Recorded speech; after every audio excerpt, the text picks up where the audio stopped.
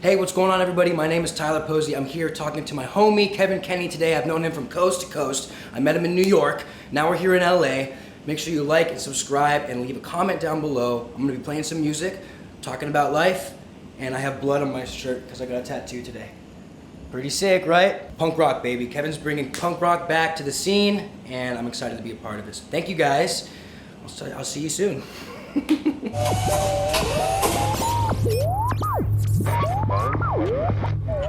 Tyler Posey's here. What's up, dude? What's going on? How's it going, man? It's good to see you. I liked in the intro you said coast to coast because we met on an old show that doesn't even exist anymore. It doesn't exist? No, Oh, it was such an wow. awesome show. I had no idea. And you have one of my biggest fans, I'll say friend, is this young woman named Eddie. And I only know her because she was like a huge fan of you. Do you remember what you did that day? I always bring this up, but I think it's so cool. The you mishmash? Well, no, you were just taking requests. Because what was so cool about that show is it was live without a format. Yeah. And so, like, if you get two knuckleheads like you and me up there, it's just like, shit goes fucking left real quick. And you were just taking requests from the audience, and I think she requested a Blink song. Yeah. But she like loves you, and then she's like been all over my socials ever since. Yeah. So that's it's cool. where you guys met?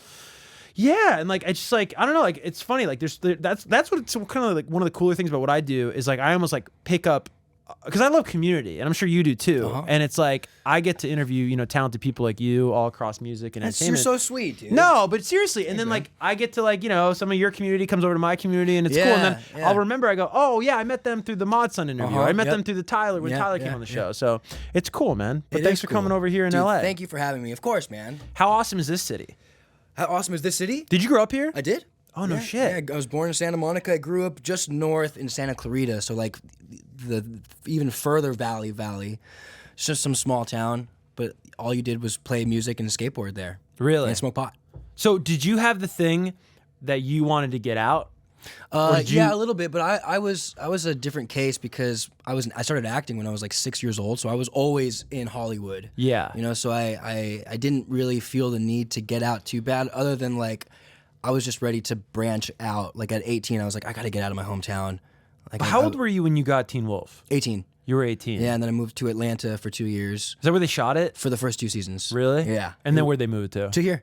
Oh, really? So it was nice. At that point, I was like, okay, I'm ready to go back home. Right. And get like settle down in a place that's like not my hometown, but still close enough to my family. And yeah. So I do love it here, dude. Like when I'm on tour, it's nice to see all these other cities, but the second we start pulling into LA, it's like, oh wow, fuck, I miss this place, dude. You see the hills, and it's just, I don't know. I like the West Coast a lot, and it's just conducive for me. I love touring other places too. But yeah, dude, what do you think about this place? I'm in love with it. So I was supposed to come out here. I didn't know where I wanted to live. I knew I wanted to get out of New York because I'd done New York, and I love New York, and I grew up there similar to how you grew up here, And so I was like, well, I love South Florida, so maybe I'll check out Miami. I lived in Miami for a month, and it was cool, but I was just like, there's no real music scene here, and at least not my music scene. And so then I came out here, and I was supposed to be out here for 4 weeks. And I work at MTV as well as here. We've talked over there as well, and they're Times Square. And so I was like, I'm just going out for a month. It's gonna be cool. And then I was like, called them. I was like, hey man, can we do like 2 months? And then I was like, can we do 3 months? Can I be out here till the VMAs? And then like I just keep extending it because look, like if you love music, man, there's no better city. And just like-minded people, man. Like I was just talking to Katie Cooper out there, and she knows me from New York too. And it's like, dude, I'd get off work and I'd have nothing to do in New York. Like there's stuff to do, but like, of course, here I get off and I'm like, let's go out, let's grab dinner, let's do something. I mean, there's always something to do if you're into music, and I adore it. But I feel like you grew up. That was such a cool time to grow up in California because I grew up in New Jersey, and it was like the era of like, first off, pop punk, which we'll get into, but then you had like the OC, then you had Laguna Beach, then you had like Hollister as a brand like popping off like crazy. You know what I mean? Dude. Like it was like SoCal was like the coolest place on earth. Did you feel that growing up here? Oh man, I think so, dude. I mean, it was just so ingrained in my life that like I didn't really notice, but it was all my interests aligned with it, like I grew up watching, I don't know, American Pie to me just seems, I don't think it was SoCal, but it feels like SoCal, their style, the music, and that was just what I wanted to be like. And so everything that I loved, SoCal just embellished so much, skateboarding, punk. I'm so happy you said American Pie. So I just met Thomas Ian Nicholas, excuse me. He's an actor. He plays Kevin Myers in the movie. Okay, yeah, of course. And then he was in Rookie of the Year, if you ever saw that baseball movie as like a child actor. Yeah. So he played a show that actually another friend of ours that's outside right now is Heather, and it was her birthday last weekend, and we went to the Viper Room and we caught the Early November show. I don't know if you ever got into them, kind of an emo band. Yeah, I remember them. And so Thomas's band opened, and he played I missed it, but he played all songs from the American Pie soundtracks. No way! And so I hit him up, and I met him, and I was like, dude, I want to do something for the 20th of the American Pie 2 soundtrack next month. So what we're trying to do, dude, is because those soundtracks like were everything. They're my favorite. Dude. I have them on repeat all the time, dude. Literally to this day, soundtracks. dude. And so what I'm trying to do is get all the bands or most of the bands from the soundtrack to come here with the actors and have like a show in that performance space next month. Yeah, I know. You got to come through, dude. It's going to be like nuclear. Holy man. shit. That is like the most up my vibe I've ever experienced. Dude, right? I need to be here. Yeah, that's going to be crazy. And he couldn't be cooler, Thomas. That's so cool. I didn't know he played music. Yeah. Right on, man. But yeah, I didn't really know either, but that's a really good idea. Holy shit. Yeah, not cool because there's so many soundtracks. Like, you know what another soundtrack was for me was Van Wilder, dude. Oh, dude, of course. Yeah. Huge soundtrack. Yeah, there's a song by the band Bird 3. Yeah, dude. Yeah. Oh my gosh, forget your name, forget my name. I never want to go back. Dude, fuck yeah. That whole era is literally my entire life. That makes me so happy though. And any like pop punk fan watching this, like just how true to this shit you are. You know what I mean? That like man, you're pulling out Bird 3. I know, dude. Deep cuts. And then like what, Left Front Tire was on AP2. Yep. Because I just compiled a list. I got to reach out to these people now. And then who did that song Cheating? You know what I'm talking about? Yeah, Jettingham. Is it Have You Seen My Girl? Oh, yeah. Is that one? Yeah. Dude, those albums are we got to be so careful. good. YouTube's going to pull this if we keep singing along. But yeah, no, dude, that was just so influential. Yep. So you were in bands. Of course, like from a casual fan that might be clicking on this video on YouTube, they'll know you from acting just because of how successful you were. You know what I mean? Yeah. But you were in bands since 12? Yeah, I started playing. I got bass and guitar lessons when I was 12 years old, and like immediately just I fell. So I was working in Toronto, Canada, on a TV show when I was like 8 years old, and didn't really have many friends there because there weren't many kids working on the show with me. So I went to Canada. Had a really dope skate and punk grunge scene when I was there in Toronto, and I would spend my times at the local CD stores and just got Blink. And then would buy Blink-182 documentaries, and they would talk about Screeching Weasel, NoFX, Green Day, and so I just filled my repertoire with all of this punk stuff, and so before I started playing guitar, I knew the sound I wanted to, emulate and what scene I wanted to be a part of. And so as soon as I started learning, I started playing it in bands. My first band was called Toothless Sidekicks, just some stupid Who punk. named it? You, your buddies? I did. Okay. But yeah, we were just like in garages playing skateboard punk music, and yeah, started when I was 12 years old, and then Teen Wolf started getting popular, and I was always playing music then, and I would start selling out at the Roxy, and so I've always been trying to do this and like hustle, and now it's finally like, I went on K-Rock years ago for Teen Wolf, and I was like, I also have a little demo of my song, and they're like, I think Kevan and Beam were like, okay, cool, let's play a little bit of it, and like they played like 2 seconds of it, but now I'm here for music. Right. It's really cool. What is that like, and be honest about it, when you get so famous and you're so successful for a specific thing, and as anybody who's watching this right now, or as you or me can attest, like we're nuanced people. You know what I mean? Human beings are not just one thing. As much as we want to put people in boxes, you can't. Yeah, of course. How difficult is that, the weight of trying to overcome your own success? Because for so long you want to be successful, anybody in whatever you're doing, especially in entertainment. It's like, oh my God, if I could be known for my art, and so you get that. But then at a certain point, you kind of have to overcome it, and it becomes a different thing, right? So like this thing that you're probably so grateful for now becomes almost a challenge when trying to introduce your music. Yeah, dude. And be seen as an artist. Yeah, exactly. And that's why I've wanted to I wanted to earn everything, because I know in this scene, like even for me, like if I see an actor starting to play music, I'm like, what's going on here? Right. What are you trying to pull? So I don't want to be seen as that. So I've always just been trying to like earn it from the ground up and like earn my stripes the way that like a normal person who's not in the limelight would do it. Totally. And so like when my first tour, we rented a van, and it was me and my tour manager and photographer. He and I were the drivers, So like, even though we had the means to get a bus or whatever, I didn't want to be extravagant. I just wanted to like work from the ground up. And so that's been it is a trip because as much as the fans are loyal and I love them, I do want to be seen as somebody who is really trying to do it the right way, you know, and like earn those stripes like a true pop punk person. If that makes any sense. As you should be, because that's who you really are. Yeah, and I don't want to lean on this other career. I do because it's gotten me some really cool opportunities. Like I think it got me in touch with John Feldman, sort of. I met him at Warped Tour, but like. When did you first meet Feldman? At the last Warped Tour, which was The 2018, 17. Okay, the anniversary one or like the real last one? The real last one. Okay. Yeah, my previous band was playing, and Pavements. Pavements. Yeah. And he's a friend of one of my friends, and my friend was like, "Hey, my buddy Tyler's gonna be there. He's gonna try to say hi if he sees you." And so I saw Feldman backstage with his kids, and I was like, fuck it, I'll just let him walk by. You know, I don't want to bother him. I've never been good at like bothering people, and I was like, fuck it, hey, Feldy. And he's like, oh, hey, yeah, good to meet you, man. And he's like, I'll come watch your set. And like halfway through the set, I see him and like my homies State Champs out there. And then he invited me to his birthday party. And then I went to his birthday party, invited me in the studio to listen to New Blink. And then he's like, do you want me to record your band? I was like, so he just asks you. Yeah. You had no, like, you probably, like, he's on such a pedestal as he should be, such a legend. You probably would never imagine. No, had no idea. And then he just blurts it out. Yeah.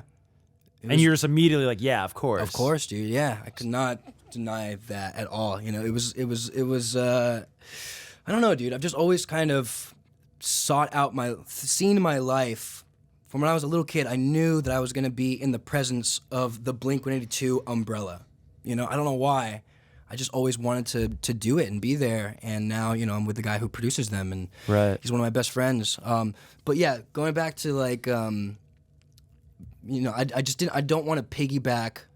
I want to take advantage of the position that I'm in when it comes to acting and help it kind of push music along, but I don't want to like piggyback on it. I don't want to like lean on it too hard. You know, I don't know. Just for me, I'm such like a diehard punk fan. I know that is sort of frowned upon in this scene. You know, like people want to see you earn it and work from the ground up and not just use whatever fame you have to. Well, I mean, the way I look at it is, you know, like you earned those 6 million followers because they took to your work. And that was you putting in tons of time to your craft as an actor and, you know, your charisma and everything that went into it. And so that's a testament to you as a person. Why not use that as an introduction? And I think what you're saying is like, you don't want that to mean like, oh, well, I should skip the line. But why not? Hey, 6 million people, check out my record. Yeah, dude. And then decide. You don't, you know what I mean? 6 million shouldn't guarantee that you go #1 on Billboard. Right. But like, of course. Hey man, like, yeah, like you guys like that, maybe you like this. Yeah, I think it'd be stupid of me to not, you know, take a little you bit worked of for years. You know what I mean? You didn't just wake up one day and had 6 million followers. You know what I mean? Like they're there for a reason. Yeah. And they're coming over now to the music, which is so cool. It is really cool, man. That's the coolest thing. It's like I was on my way over here and like, because I do have that sort of complex about myself where I'm like, I really want to earn where I'm at with music. I don't want to have my acting career. I just had a weird sort of complex about it, you know. I don't want it to be the reason why my music gets popular, you know. I want it to get popular because it's good music and it's around the right people. But today I was over here on my way and I was thinking about like when I was first at K-Rock for Teen Wolf, for acting, and I was also like giving them my little song. And so I'm proud of the hustle that I've done. You know, I feel like I am in the world of where I am earning this type of recognition for what I'm doing, you know? Well, that's what I enjoy about how the nature in which you and I met is because I remember getting to the show that day and being like, oh, cool, Pavements. Oh, this is rad. And they, you know, I listen to music. And then they're like, oh, yeah. And then he was on that show. I'm like, oh, yeah, I remember that show. Like, you know what I mean? But it was the first impression was Pavements. Yeah. The first impression was the music. And then that was like kind of like an interesting fun fact. And I think that like the busier you get with music, the more that's kind of how it'll shake out. You know what I mean? Where you're increasingly going to be known as an artist. And it feels good, who man. can also do other things. Yeah. You know? Yeah, I really dig it, man. I'm really happy because, like, I mean, acting's great. I've had my qualms with it over the years, and one of the reasons I got into punk as a really young kid is because I never felt connected with acting. Growing up on a set, like I started when I was like 6 years old, and then moved to Toronto when I was 8, and I was filming for like 4 years. So I was around actors at a really, really young age, and I just didn't have the same agenda as them. There was just something, even in my young self, that I felt disconnected about. You know, I just couldn't I was just always talking about skateboarding and punk, and didn't really have anybody to connect with on a set. And so punk is just, or music in general, is just something that I've sort of found on my own. And what's cool about it to me is that, like, I don't know, acting's fun and cool, but you're singing somebody else's lyrics, essentially. You know what I mean? Yeah. And, you know, going through being in the music business now, I realize there's a lot of people that write for other people, but it's different the way that I'm going about it. It's just, it just feels good to do my own shit. I don't know. Does that make sense? No, totally. And it can be really alienating when you have a talent that, you know, grants you access to a certain circle of people or a circle of culture or sort of society that may not inherently be who you are, but you have this talent. You know what I mean? Yeah. So it's like, you're a really good actor, you know, you're a handsome guy, you're probably, you know, no, but you know what I mean? Like, you're a charismatic Even guy. with the mustache, dude? Dude, I'm digging the mustache, I'm trying to make myself as ugly as possible, dude. It's like a little Magnum PI. Yeah, absolutely. Punk rock PI. You know what I mean? But no, seriously, like, so as a kid, like, your talents lead you to this, like, celebrity world, which, like, you know, and, like, for better or for worse, it's a very specific kind of world. You're around very specific kind of people.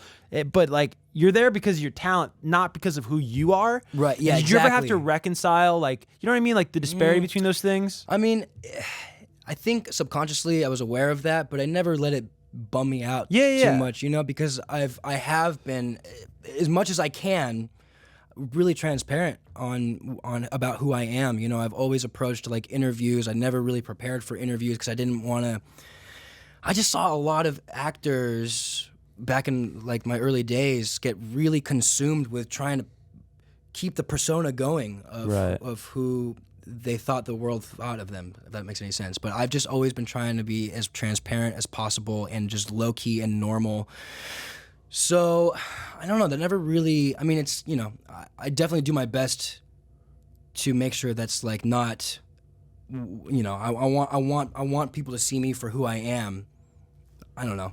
Did that ever get difficult at the height of Teen Wolf Mania, where you must have everybody from agents to managers to the network at MTV in your ear, to showrunners of, like, you know, well, your character's this way and you need to be presented this way, and it's kind of like not a squeaky clean show, but, like, was that ever tough at a certain point in being transparent, because you are such a transparent guy?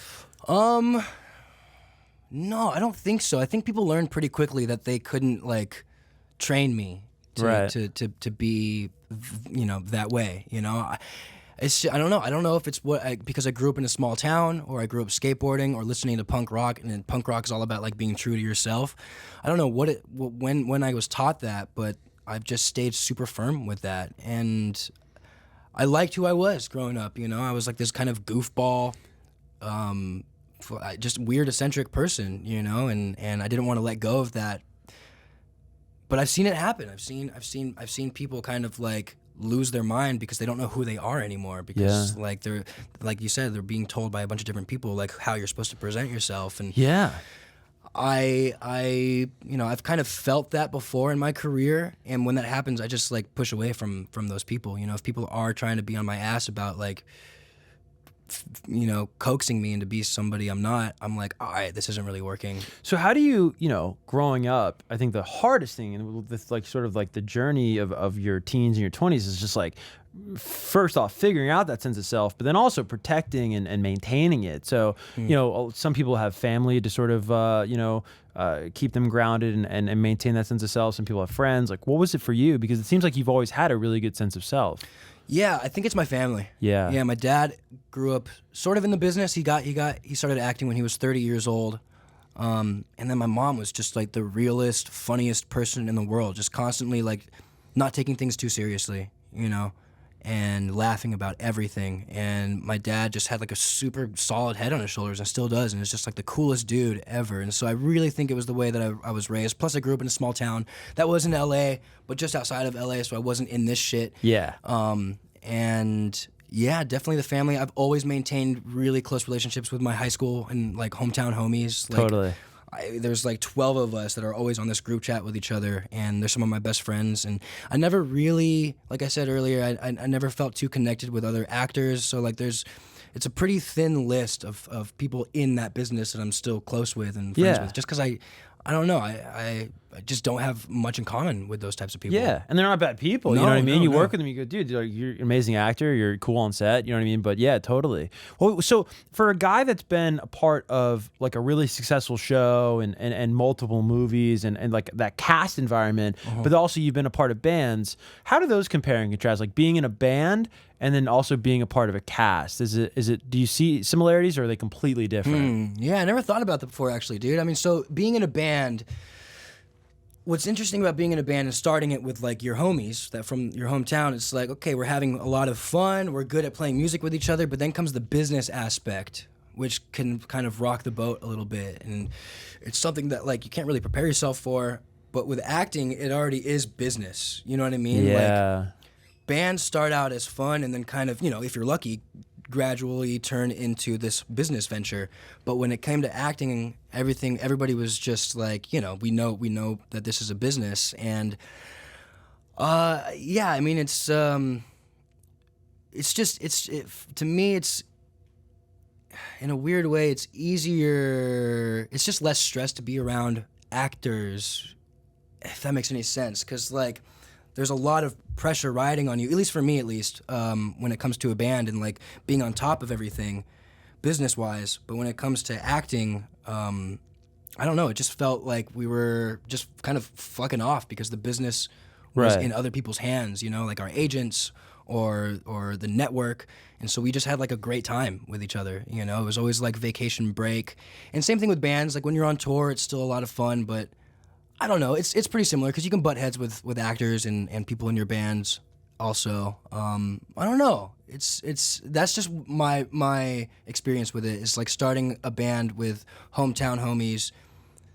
You start this business also, and that's when things either like get really strong or start crumbling away.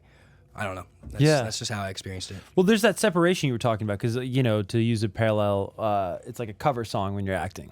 You know what I mean? You're singing somebody else's stuff, so you don't have to internalize it as much. Where if you have friendship, then you have childhood friendship, and then you have songs that people are writing, and they're their songs, and they're about them, or whether it's like a riff or whatever, that can get really personal really fast. So it's just a little tricky. Yeah, it is tricky. And then what's cool or not cool, but interesting about acting is that like you're designated. Like for me, I was the lead of Teen Wolf, right? And then there were like the other people that were like the supporting.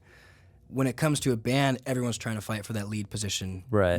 So there was that. At least the experience that I had with my first band, there was that sort of atmosphere between us. But now it's just like I'm surrounded with like the people who support me the most in my band now, and it's just I don't know. It's you just have to weed out the shit. Yeah, it's a learning experience. When you were going out for Teen Wolf, did you know you were going out for the lead role? Yeah. Oh, you did? Okay. Yeah, did you read for any other roles? Not for that show. Okay. But yeah, that's what kind of excited me the most about it, because I'd been acting for like 12 years at that point when I was 18.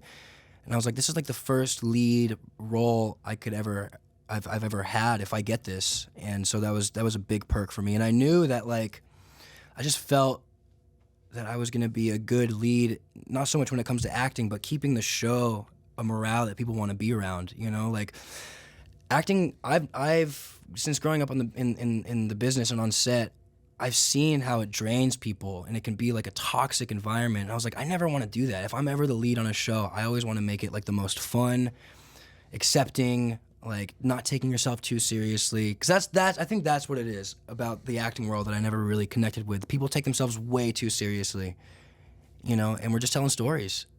Like people get so consumed with like, well, this isn't what my character would do. And I'm like, what do you mean? You're not writing the show. You don't know. You can like act it however you want, but to like be so stubborn about like, this isn't what my character is gonna do. I mean, you can't have a say sometimes. I don't know. I've always found that to be a pet peeve in acting when like actors don't listen to the directors or the writers. It's like it's their character too. Right. It's not just your character. So just don't take yourself too seriously. That's interesting though. Like I played sports growing up, and I played quarterback in football. And your job, your sort of unofficial, unspoken job, is to be the leader of that team, to keep morale up, to make sure everyone's in a good spirits, and like to sort of lead the charge. And I never thought about that, but it makes a lot of sense. Would you say that's also sort of the responsibility as whoever the lead is on a production? Yeah, it definitely is, because they set the tone. Yeah, for sure. Like if they're in their trailer all the time and are like difficult and not taking direction, or just always have something negative to say. I've just been around that a lot. It does affect the morale big time, and then like people don't want to work there, and then the other cast members like take that lead. You know, it trickles down. So like if say the second or third cast member sees how the lead is acting, they're like, oh well, I can kind of be a big shot too and be a diva. But if the lead is like the most easygoing person in the world, the other actors are like, oh shit, I gotta like step my game up and not be a diva or complain. You know, I mean, you do get some people who will still do like be a diva or complain or whatever, but it makes it harder, I think, when the lead is like an easygoing person to work with. I never thought of that. It's so interesting. Yeah, it was a trip. Yeah, like subconsciously. Just like cultures, it's fascinating. I think it's like under talked about with movies and sort of like set life. And yeah, but that's cool. Yeah, like a good leader in that lead. Yeah, that would sort of dictate the culture. What was the first like was Made in Manhattan like the first huge movie you were on? So there was one before that called Collateral Damage with Arnold Schwarzenegger, and I was like 8 or 9 for that one, and that one was massive. We were like in the jungles of Mexico. It was a Warner Brothers movie. There were explosions happening like around me, and so that was my first introduction to like a real massive motion picture. Do you remember meeting Arnold? Oh yeah. What was like your first memory of meeting Arnold Schwarzenegger? Fuck, what was it? I mean, I was such a fan of Terminator and like going to Universal Studios and sitting on the Terminator movie ride. So I was like a huge fan of him. I can't remember the first time I met him, but he was always inviting me into his trailer. He always had like a half-smoked cigar. It was never lit. It was just in his mouth, and he would invite me to play chess. And there was one time, I don't know if this is okay to say, there was one time where we were on set, and since we're in Mexico, there's just stray dogs running all over the place. And this one dog came up on set, and it was licking itself, and it had a red rocket. And I'd never seen that before. I was 8 years old, and I was like, oh my God, what is that? And Arnold goes, don't be jealous, because it's bigger than yours. I was like, oh fuck, okay, yeah, all right, sure. That's amazing. There's so many memories. Like my buddies and I talk about it, but it must come up in your memory so much of like, man, if I had an iPhone back then, or we had camera phones, dude. Like just to have that on video, or even you two playing chess, like that picture would just be priceless. It would be, yeah, you're right, dude. I don't have too much like documented from that time. I don't know why. But you ever also feel like grateful that we don't, because it's like we kind of we can build our own folklore. Yeah, it's kind of nice, right? We can fill in the blanks with like grandeur, if you will. You know what I mean? Yeah, where it could be a lot cooler. He may have never said that. Yeah, exactly. You know? Pretty sure he did, because I felt really embarrassed. I was like, I remember it was the first time in my life where I was like, oh my God, this is what embarrassment feels like. This sucks. Arnold Schwarzenegger just sunned me. Yeah. Don't be jealous because it's bigger than yours. So then you get on Made in Manhattan. Do you have any memories of meeting J-Lo? Oh yeah, dude. Who's the opposite her in that movie? Is it Ray Fiennes? That's right. Yeah, Voldemort. Yeah, of course. Yeah, he blew up after that movie. I mean, he was already a huge actor. Yeah. But memories of J-Lo? Yeah, so the first time I met her, it was I was filming in Toronto, Canada. This was in the middle of that show that I was doing in Canada. And I flew out to New York to audition, and I remember my character in the movie loved Simon and Garfunkel. And so my parents, you know, being the age that they were, loved Simon and Garfunkel too. And so like they started giving me like a full-on lesson of Simon and Garfunkel, and I fell in love with this song, "Me and Julio Down by the Schoolyard." Yeah. Is it Julio or Cecilia? No, I always get this mixed up. Julio down by the schoolyard. I can't remember. Is that what the song is called? I think that is. And I fell in love with it, and I was in we were auditioning in someone, I think the producer's apartment. And we were in the apartment. I remember I saw J-Lo walk in, and it was like late at night. I was about to fly out the next morning to Canada to finish my TV show. And I remember feeling like I wasn't nervous. And I definitely knew who J-Lo was. You know, I was like 10 years old. So you weren't nervous when you saw J-Lo? I wasn't for some reason, no. I think I was super confident. Not like cocky. Maybe you'd cocky. already been sunned by Schwarzenegger, so you know you were like, yeah, exactly. You know, you'd been through it. Yeah. You've been through the road. I may have been a little cocky. I remember there was a kid. At least my dad tells me this story. I don't know if it actually happened, but I was auditioning and I saw the kid like reading for the same role as me, and I looked at him, at my dad, and I was like, I got this, or something like that. I can't remember. I think I was cocky though. I don't know. So I wasn't nervous, and then I remember I sang that song with her. I was like, me and Julio down by the schoolyard. I was like, oh yeah, my character really likes this song or this band. This is my favorite song by them. And she was so cool, dude. I remember she was like wearing sweatpants. I don't know if that memory is in my memory because she got a nice butt. I don't know. But she just seemed so chill and like, yeah, I don't know. It was a pretty big connection right from the beginning. Probably because I wasn't like nervous to meet her. Yeah. You know, it was just a lot of fun, and then she like really mothered me that whole entire movie. You know, she looked out for me and made sure that like people were taking care of me, and she bought me an Xbox and. Wow. Yeah, it was dope, man. And That's rad. I learned a lot from her. So like when I talk about actors kind of being divas and shit, she was not one. Like Yeah, oh yeah. she was. I didn't realize at the time, but I was learning a lot from her, and I think that's why I wanted to be such a good influence on Teen Wolf, is because learning from her and watching her kind of conduct a set the way that I felt like it should, you know, where everyone was like happy to be there. Yeah. So that was she taught me a lot. Yeah. It was cool. I always imagine like an audition process. I've been lucky enough where I think the only thing I ever had to like audition for, I guess I auditioned for a couple of things early on, but like the TRL at MTV, and then there was a Billboard gig I had. But like it's such a nerve-wracking process, you know, and it's such a self-conscious thing. As an adult, it's way more nerve-wracking. Yeah. Is there anything like that in music that makes you feel that way?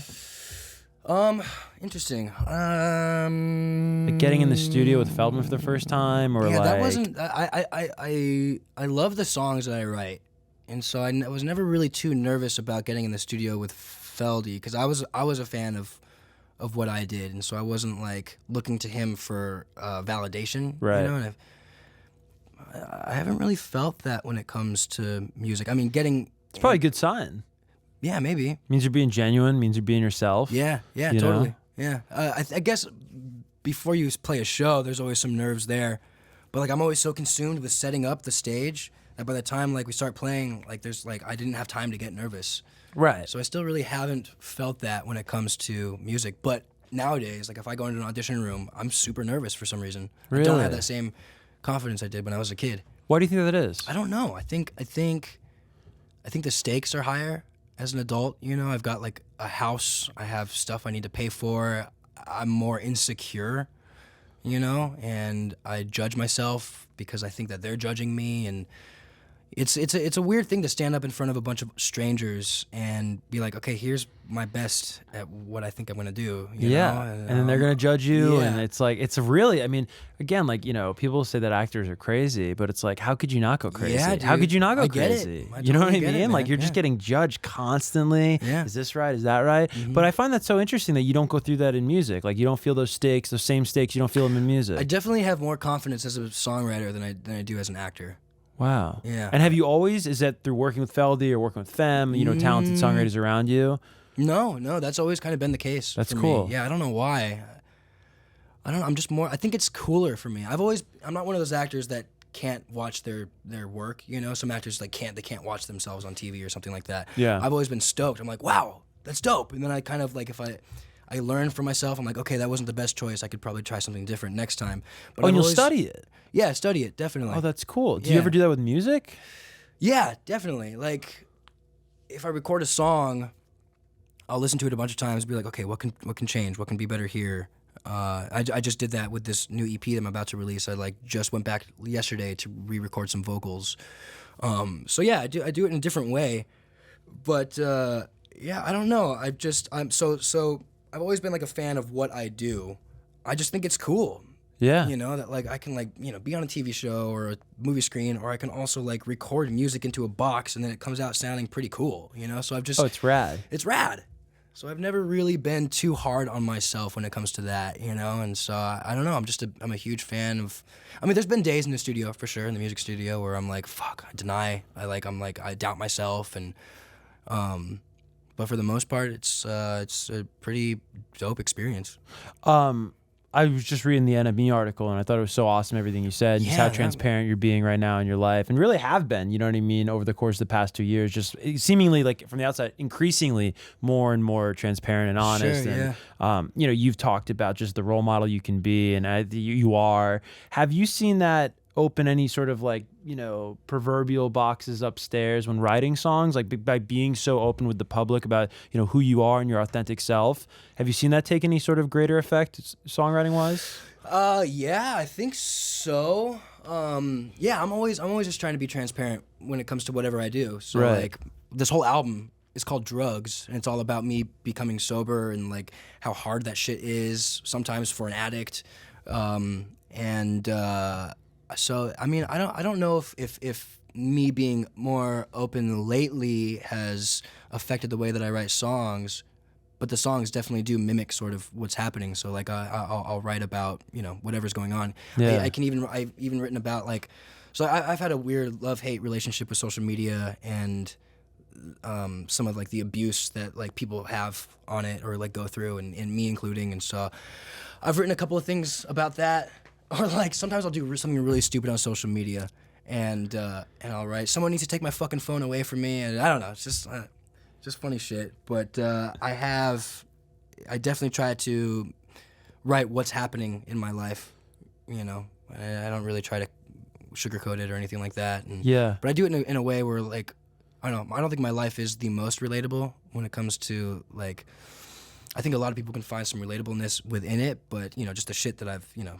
But it's like a lost art a little bit. I was just talking to a friend of mine. I don't know if you've ever heard of the name Max Beck. He's a photographer in town. Mm-mm. He's worked with Peep. He's worked with Ghostman. He's more in like Suicide Boys, Ghostman world. Yeah. But he was here last night, like after the radio show. We were here way too late, just talking, just about music and art. And we were talking about how like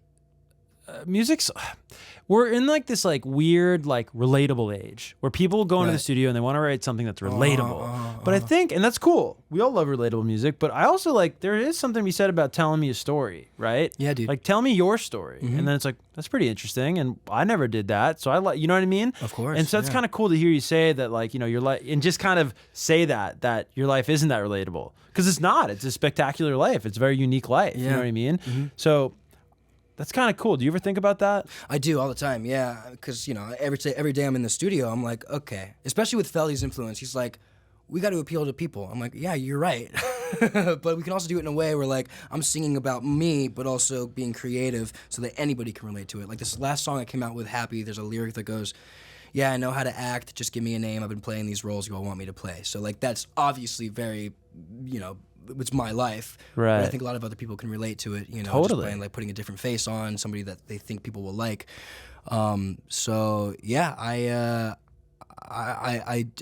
agree with you. I do think it's cool when an artist is like personal. Yeah. And kind of writes about what they're going through. It doesn't have to be relatable. I've always kind of had like, not a pet peeve, but whenever that topic does come up, like, let's be relatable, I'm like, yeah, sure, but like it's cooler this way, or more creative, or like let's do it in a way where it's vague enough where people can be, take something from it and relate to it. Did you ever listen to Wallflowers growing up? You remember like One Headlight? I definitely know the name. They did 10th Avenue Freeze Out, or no, not 10th Avenue Heartache. Oh, 6th Avenue, excuse me. And I'm from New York. Don't mind me. 6th Avenue Heartache. But anyways, I wish we could play it, but YouTube will take it down. But basically, Jacob Dylan's lead singer, Bob Dylan's son. Oh, and he was on the show recently. And like One Headlight is a song where if you listen to it, man, it's just like, it's not relatable at all. You know what I mean? It's just like this abstract story about kind of like the razor thin line of like delusion and optimism. The hook is like, we can make it home with one headlight. So you can take that as like dope. That's an optimist, sure, or like, course, dude, there's no way you're making it home. You go, you know what I mean? Yeah. But again, that's like that just springs to mind because he was just on the show. But yeah, like some of the greatest songs that I love are abstract and have nothing to do with my life. Yeah. But maybe there's something in that person's life that I can apply to my life.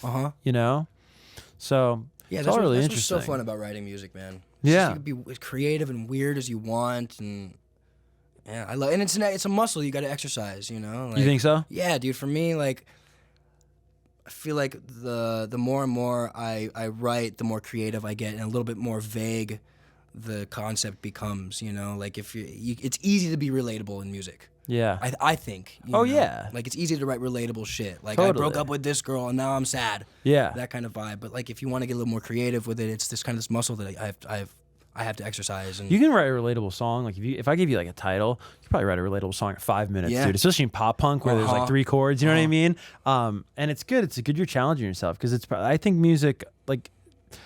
I'm ready for music to get shooken up a little bit. You know what I mean? Yeah. Not that I don't like. I mean, dude, I'm adding hundreds of songs to my playlist every single week. You know, I love what's going on in music, and I'll always love that, and always seek out new artists. But it would be kind of cool to get more, you know, sort of like this is what's going on with me. You know? Yeah, definitely. I just wrote a song last night that I'm fucking stoked about. So like I've been producing at my house. I've been producing since I was like a little kid, but like kind of taking it seriously now. And I wrote this song that like.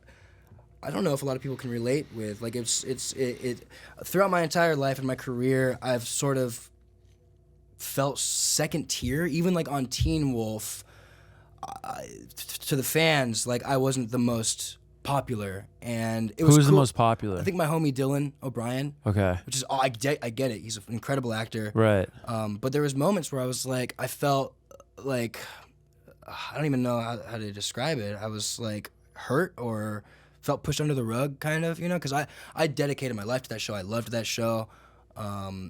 And then there were moments of like people just kind of like hating me just because I wasn't this other character in a way, you know. And so there's been a lot of that. Hating you because of like you personally, or what you would do on the show as a character. Just the character, and but you know they didn't see like the ins and outs of the show, and I was like I was as much of a fan of the show as like they were, and so I felt like I was just kind of kicked to the curb sometimes. And then there were a couple of times where MTV themselves actually like promoted the show with him as sort of the lead, and I was like, fuck, man.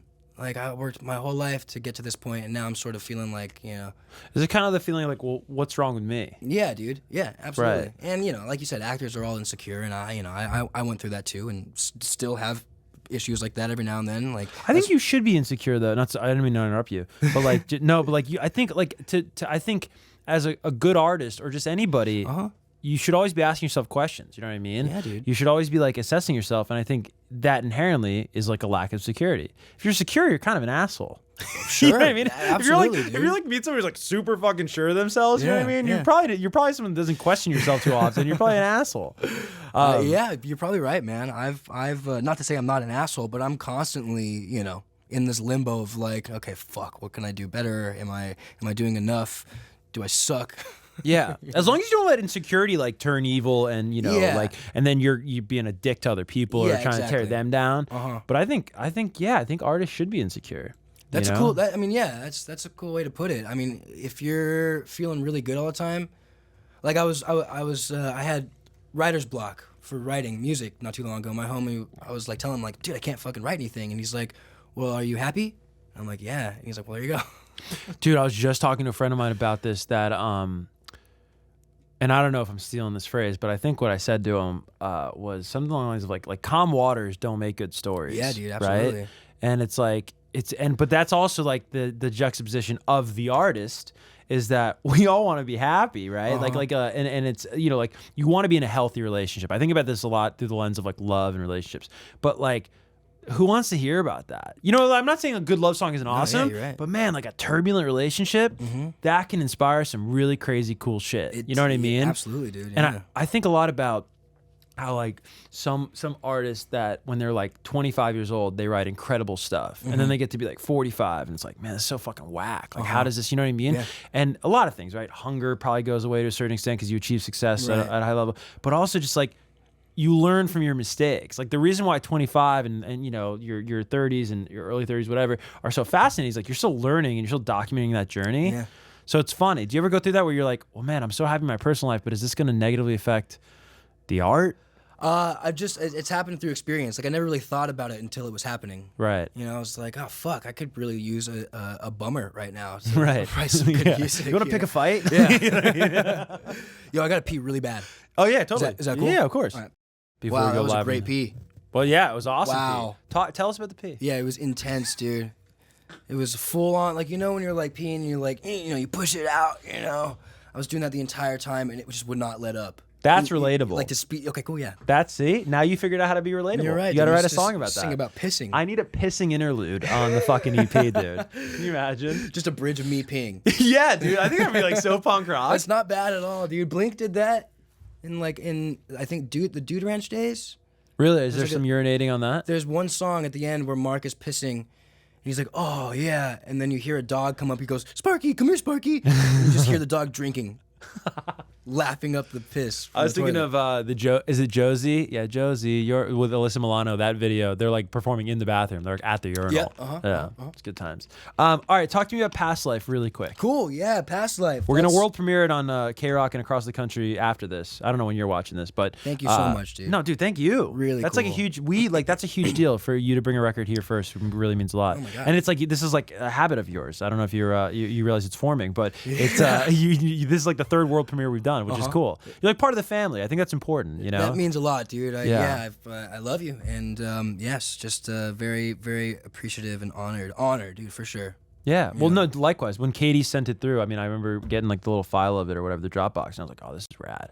I like this a lot. And I like it. I think it's my favorite song of yours. It's definitely Fem's. Yeah? She digs it? Fem loves it a lot, and that was part of the reason I wanted to, like, you know, I always thought it would be a cool single, but I was like, this has to be the next single because she loves it. Yeah, so that song is probably the most meaningful song about sobriety on this album. So this whole album is about, you know, getting sober and like what led me to needing to be sober, what it's like, and how like kind of tightrope it is, you know, like walking through like the sobriety. Does writing about it make it harder? No. Does it make you think about it? Does it make you crave it or anything? I mean, there's a really funny song on the album called Sober, and there's a line where it goes, I just want cocaine and alcohol, blowjobs and bathroom stalls, I miss my habits. So it's really funny. But, you know, every time you mention the word coke or whatever, booze or something, there is a part of you that goes, that sounds nice. So what kicks in? Okay, because like I can relate to that, but then what kicks in and tells you don't do that? What is that? Knowing that the way that I kind of treat drugs and alcohol is dark and in a way where like I'm really unhealthy and I feel like I'm probably gonna die. Right. It's pretty heavy. Like I've gone through some scares. I think they were all just panic attacks, but there's been a bunch of times where I thought I was dying and couldn't stop. You know, so I like had to like, I was like, okay, why the fuck can't I stop even though I feel like I'm dying? Like I think I'm dying, and I call people at like 5 a.m. I'm like, come check on me, please. And then I'm like, okay, I'm quitting, but then I just never could. So Interesting. So there's some really, I think I started using to feel, and this is it says this in Past Life, and what's cool about Past Life is that it takes you this entire journey of like how it started, why it's so scary, and where I am with it now. But yeah, I started using partly because I didn't hate acting, but at a young age I just didn't want to be viewed as one because I didn't really like them too much, and so my hometown, you know, like the kids that accepted me were the potheads. Yeah. And I started smoking pot with them, and then, you know, we experiment as kids, and Totally. I just kept kind of pushing. Being sober, I realized that there was a lot that I was not coming to terms with, and I wanted to get high to kind of numb it away. Right. Like especially after my mom died, that's when it got really, really heavy, and it's dark because it's not like I'm using just to have fun. It wasn't fun for like 2 years. You feel trapped? Yeah, definitely trapped in this weird routine that's like not a routine. You just wake up and you do it. I used to eat just so I wouldn't faint, so I could do more drugs. Right. You're almost fueling. Just fueling the habit. Yeah. And I would lose weight. I lose weight really quickly. I'm just really. It's dark the way that I use. Yeah. You know? Was there like a final, you know, like wake up moment, or what brought this upon? Just better influences around you, or? Yeah, Feldy is sober, and having that around me, I knew that like I didn't really think I had an issue. I denied it for a long time. I'm like, I don't have an issue. But then being around him all the time and hearing his experiences with it, I was like, fuck, maybe I do. And then, what was it? I think I was just like, I think I was worried about myself. I could really see like my complexion was like gray.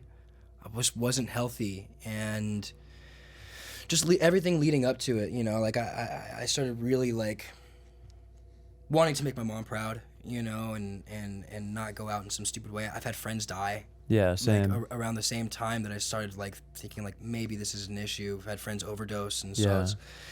it was like, you know, I want to.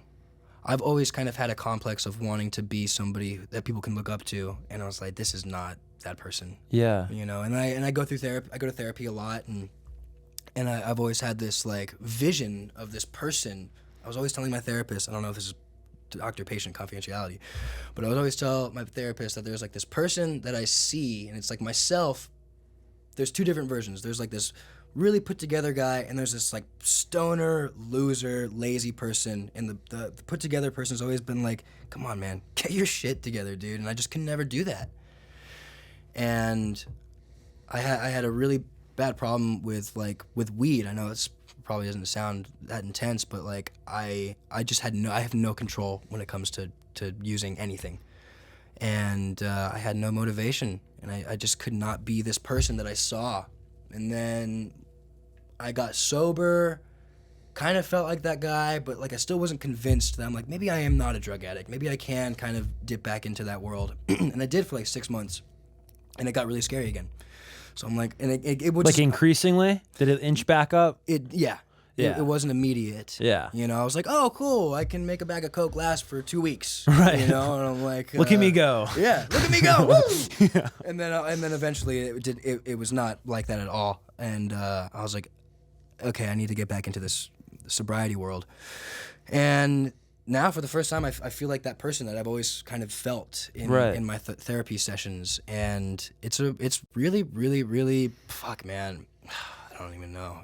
So it sounds like my original question, like what kicks in when you have that urge? It sounds like that put together guy kicks in.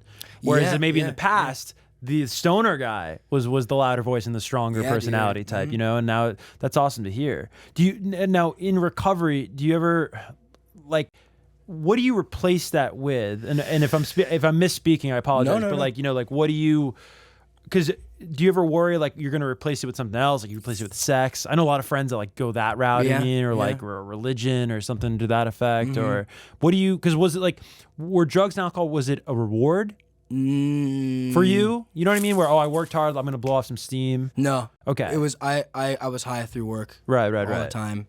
So did you need to replace it with anything? At first, when I first got sober, before I relapsed, I replaced it with excessively going to meetings and being this the poster boy of sobriety. You know, I realize I have a people pleasing sort of attitude about myself. It goes back to auditions. It goes back to all the stuff we're talking about. It goes you know back what I mean? to my entire childhood. Right. You know? And so being sober really helps you kind of analyze yourself in a way that I never really did before.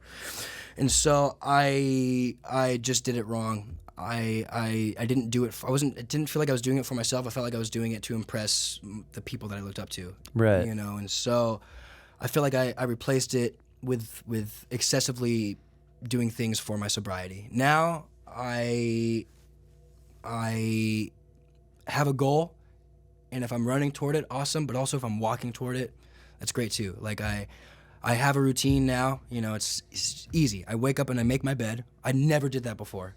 And it makes such a difference, dude. It's so cool making your fucking bed. I don't know why. Well, because you get something done in the first part of the day. Yeah, dude. Like you've done something. You've at least done something. And you've also like affected change. It sounds so stupid, but like, you know what I mean? It works, man. Yeah. It's really cool. So I it starts think with most that. of what I filled it up with, what I replaced drugs with, is just making myself proud. Right. You know, if it's just chipping away a little bit at my routine a day, or doing the full routine of like waking up, making my bed, walking the dogs, making myself food, working out, taking care of business, emails, whatever.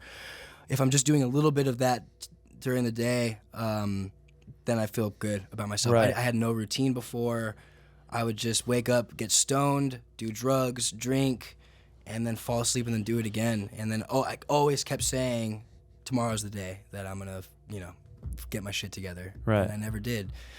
And so it's just, you know, it feels right too. I'm 29, I'll be 30 soon. And it's just like, all right, dude, it's Get yourself really together. time to get my shit together. It was scary, dude. I thought I was going to die. I thought I was going to be another 27 Club person. Dude, thank God. Yeah, it was just, it's just why? Yeah. You know, and I don't, and like I'm cut off of everything. Like I don't smoke weed. Weed was a big thing for me. And so you know, I don't need that shit. I love being sober. Feels really, really, really good. The only thing that's trippy about it is like I'm conditioned to turn to something when I'm pissed off or depressed or something. You know, I'm like, all right, I need a bong hit or I need a bump or something like that. So that's the only thing that's like I'm still trying to. When those moments happen, I like. What do you turn to? Yeah, I meditate. Okay. I am trying to be super spiritual and feel like I've always been super spiritual as a kid, just never really, I was just like wandering in the dark. I didn't know what the fuck I was doing. I just felt there was something there, but now I'm like really trying to find a connection to it, and I have this like intuition, this voice that gets louder and louder and louder the more I feed into it. Yeah. And it's, you know, it's the voice that stops you from doing regrettable shit, you know, like before I would do something and be like, fuck, I shouldn't have done that. Now this voice is like, before I do anything, don't do that. Yeah. You know, it's just like this voice of reason that gets. Is that put together guy, man?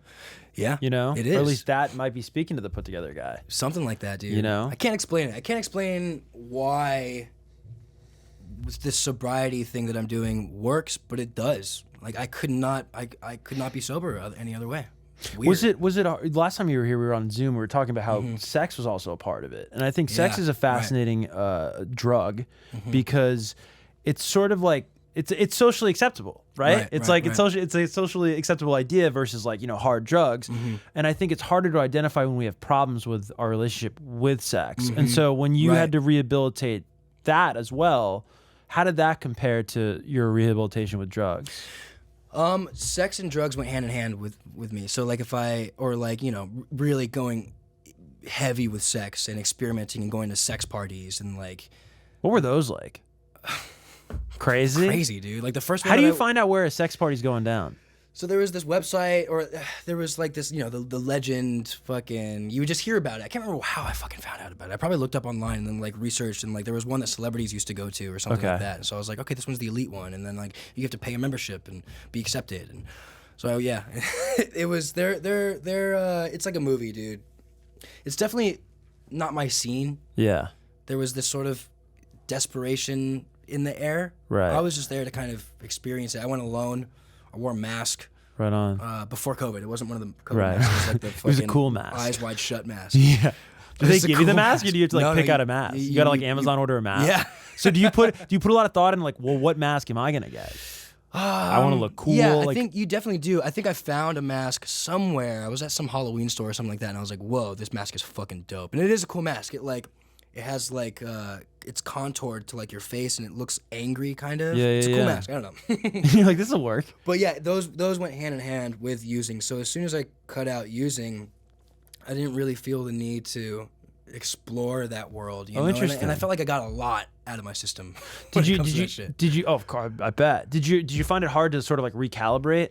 You do all this crazy sexual stuff, and then you know you got to come back down to earth. Almost, you got to adjust to gravity. No, I never really had an issue when it came to sexual stuff. Yeah. You know, I was always like, no matter what scenario I was in, I was like, I could leave right now and be okay. I just was like, I don't know. It's hard for me to explain it. I just wasn't fully invested. I knew I just wanted to get stuff out of my system so that I wasn't like 50 years old being like, God damn it, I need to go fucking let loose, you know, and cheat on my wife or something. Which is like so that. important, right? Yeah, Getting shit out of your system. You know what I mean? I think it's like so important, especially like in your 20s. Like, yeah, just get it out, because it's always like, you know, if you got experiment. And if you got a curious mind, dude, like. Yeah, dude. Check it out. Yeah. You know what I mean? Check it out and see if it's for you or not. Yeah. You know what I mean? And I didn't have any shame tied to it. I was just like, you know what? Fuck it, dude. Whatever I'm feeling right now, I'm just going to go for it. Yeah. And not hurt anybody on the way there, you know? Like, I didn't want to, like, harm anybody or make anybody uncomfortable. Yeah. It was always just, you know, yeah. So letting go of that was not... And I've been to sex parties sober, too. Right. How was it sober? It was chill. Easy. Really? Yeah. Not nerve-wracking or anything? No. I remember the first one I went to, there was like, there's drugs everywhere, and I was like, I have no urge to use. The only time I sort of do, it's when I'm like depressed or something, and I don't want to use, but my body's so conditioned to like, I gotta eradicate this feeling immediately. Right. You know?